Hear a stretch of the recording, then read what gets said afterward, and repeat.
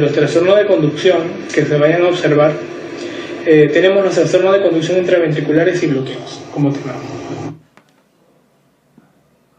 De la conducción por debajo del haz de His puede afectar a uno.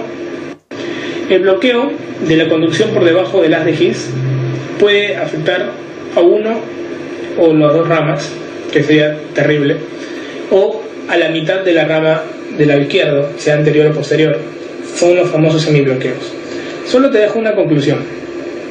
Los bloqueos completos, el QRS lo anchan, miden más de 0,12. Los bloqueos incompletos, que solo se van a observar en el lado izquierdo, porque como tiene dos ramas, puedo llamarlo incompleto, si es anterior o posterior. En cambio, en la derecha, como solo es una rama, no puedo hablar de incompletos en la derecha. Los incompletos se estudian en la rama izquierda y generalmente no van con anchura del QRS. ¿Ok?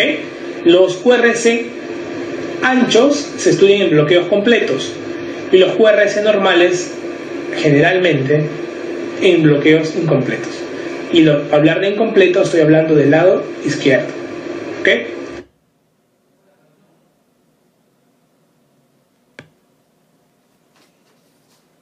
Mucho. Entonces, los bloqueos de rama en general van a influir mucho. Cuando uno se despolariza, primero comienza la despolarización del ventrículo izquierdo y luego la del derecho, pero termina primero la del derecho porque tiene menos músculo. Si tú estudias bloqueo de rama derecha, no siempre un bloqueo de rama derecha es patológico. Lo puedes observar en algunas personas y es normal. Por lo tanto, tienes que saber identificar que un bloqueo de rama derecha puede presentarse en jóvenes y en un marco normal. Y también se presenta en ramas patológicas que son importantes no descuidarlas, como pueden ser un cor pulmonar, una cardiopatía congénita típica, como lo es un CIA tipo ostium secundum, puede tener bloqueo completo de rama derecha. Puede también presentar la anomalía de Epstein, que está asociada al Wolff-Parkinson-White, estado de hipertensión pulmonar, típico que se presenta en bloqueos en el TEP. Por ejemplo, el síndrome de Brugada tiene bloqueo completo de rama derecha y básicamente a los complejos que se asocian a elevación del ST en precordiales derecha que están asociados a muerte súbita. Estos cuadros tienden a asociar a bloqueos completos de rama derecha.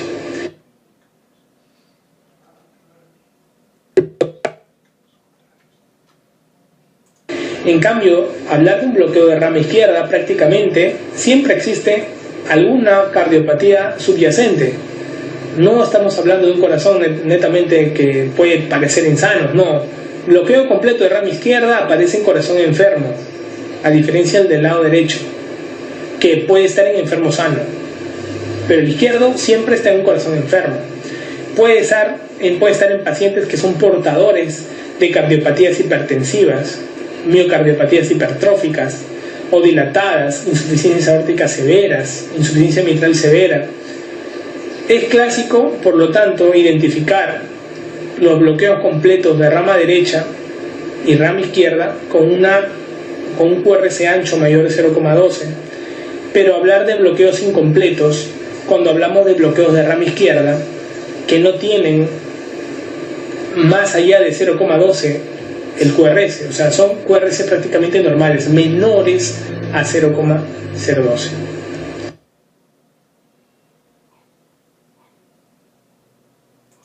Por lo tanto, primero vamos a hablar del bloqueo completo de rama derecha.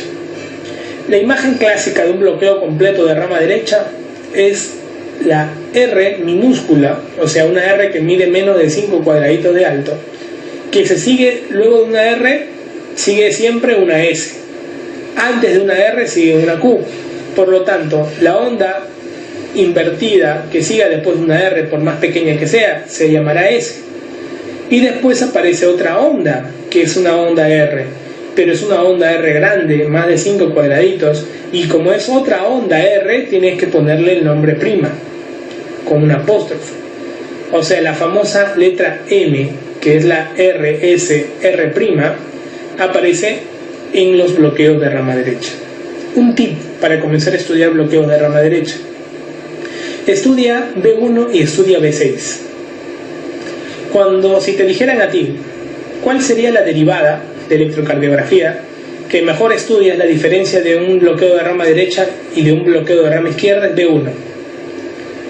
Estudia al comienzo B1 y luego lo vas a enfrentar a B6 para que así puedas confirmar tu bloqueo. Es bien fácil. Entonces, una letra M que vayas a ver por ahí en B1 más se asocia a un bloqueo de rama derecha. ¿Ok?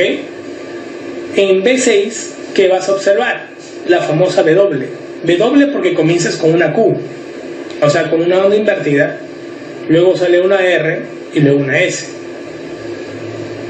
Entonces, imágenes que se acerquen más a una M en B1 son bloqueos de rama derecha. Si estudias el QRS está ancho, es un bloqueo completo de rama derecha. Y si ves a B6 vas a observar la Q, luego la R y luego la S, también con un QRS ancho. La letra W, lo contrario de la M. M en B1 y W en B6, bloqueo completo de rama derecha.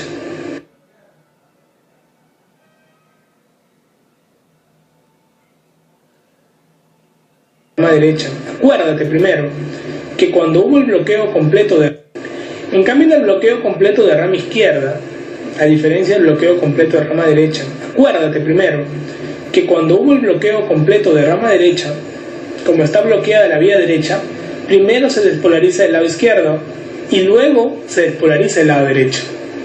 En cambio, en el bloqueo completo de rama izquierda es más peligroso, porque quien va a sostener el bloqueo de todo el ventrículo es el lado derecho. ¿Ok? Entonces, nos conviene mantener a este paciente sin claudicación derecha, porque si hay hipertrofia del lado derecho, por una hipertensión pulmonar, porque es fumador, por muchas cosas que ha hecho hipertensión pulmonar, va a terminar la pobre rama del haz de His que queda, que solo es el lado derecho, despolarizar primero el ventrículo derecho para despolarizar luego el ventrículo izquierdo. Entonces, en bloqueos de rama izquierda, siempre hay que buscar cardiopatía de fondo. ¿Cómo vamos a ver? Igualmente que en bloqueo completo de rama derecha, nos vamos a B1. B1 nos estudia mejor los bloqueos completos de rama. En B1 vamos a observar una imagen un poco parecida, pero tienes que verla bien, porque también es una imagen con una onda S bien grande y bien ancha. En B1 se ve casi nada de onda R, o sea, una onda R pequeñita, casi nada, un cuadradito de onda R.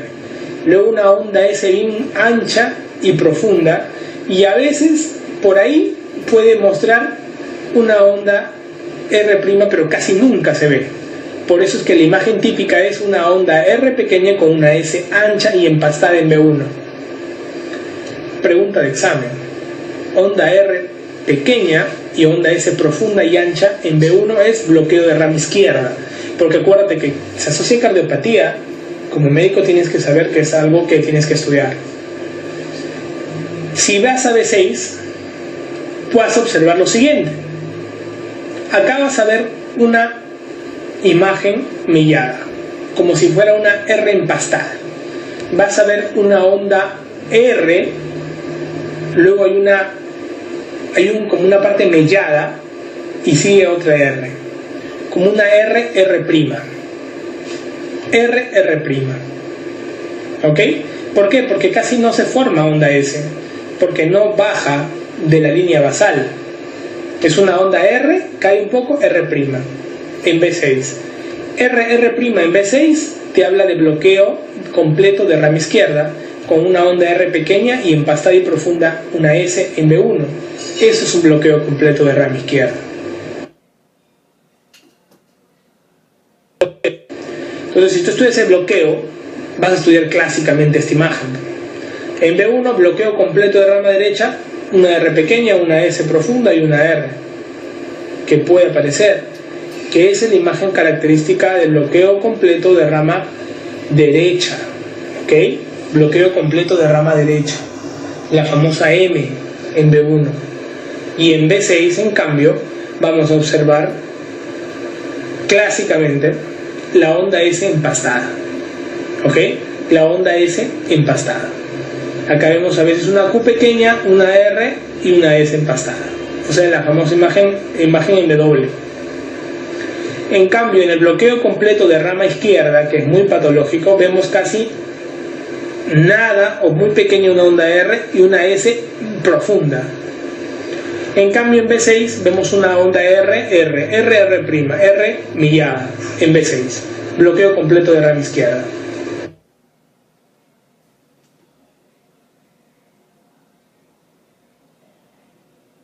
Respecto a los hemibloqueos, vamos a observar que en ellos no se observan retardos en la conducción intraventricular. Por eso, los hemibloqueos no van con un QRS ancho, van con un QRS normal generalmente.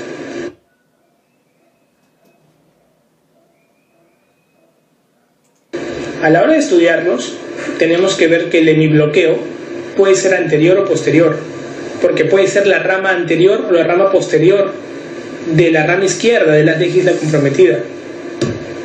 Si tienes un hemibloqueo anterior izquierdo, tienes que estudiar puntualmente de la siguiente manera, porque es lo que más vas a ver. El hemibloqueo anterior izquierdo es más frecuente que el hemibloqueo posterior izquierdo. Si tú tienes un paciente con un eje tirado a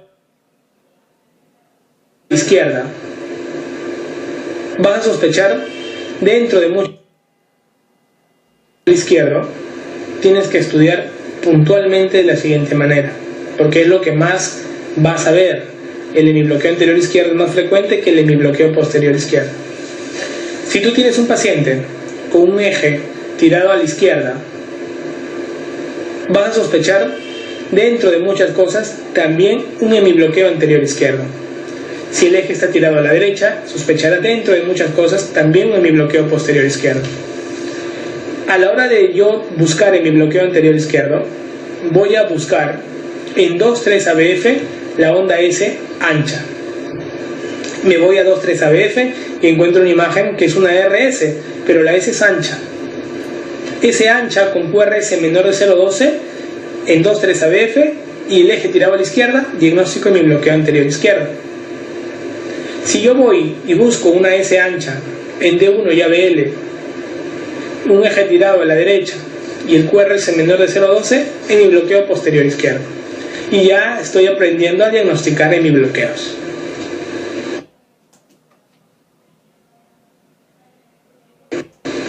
Si tú ves este EKG, ¿qué es lo que primero te va a saltar a la vista? Si tú miras, por ejemplo, D1 y miras ABL, ¿qué es lo que vas a observar? Observas la imagen que te he dicho, una imagen gruesa del S. Puede ser un hemibloqueo posterior izquierdo. El eje de un hemibloqueo posterior izquierdo está tirado hacia la derecha. Si estudias el eje, puedes encontrar acá en este caso, a ver, ABF y D1. D1 casi igual, casi neutro, y el ABF positivo. O sea, puede ser un eje tirado a la izquierda o un eje tirado a la derecha. Pero estudio el QRS y el QRS no es en ABF y en ABL, perdón, y en D1 no es un QRS muy ancho, pero tiene una onda S un poquito más de 0,04 segundos. Podemos estar en el marco, en este tipo, de un hemibloqueo posterior izquierdo, porque puede estar al límite, ¿ok? Al límite a la hora de hallar el eje. Si seguimos buscando en B1 vamos a encontrar algo, una onda R, ¿ok? Una onda S y una onda R nuevamente. O sea, encontramos un RSR. Un RSR, ¿a qué nos hace recordar? Generalmente a un bloqueo de rama derecha. Y el bloqueo de rama derecha es más compatible con este paciente. Por lo tanto, puede ser que tenga un bloqueo de rama derecha con un bloqueo posterior derecho.